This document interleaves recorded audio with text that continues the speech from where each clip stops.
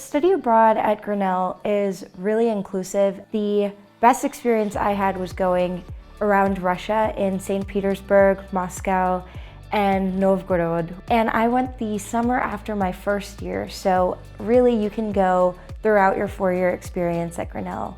I was in a very, very small group, so it was maybe 10 of us. It was really great to practice my Russian language abilities as well as just travel and get to know a different culture. What I thought was especially unique to Grinnell is that it's not just, helping you find a semester to study abroad. I studied abroad just for a summer because that was better for me in my life and my schedule. But also there are classes built into Grinnell that have off-campus study components too. So like for a fall break or a spring break, you might go abroad with a class.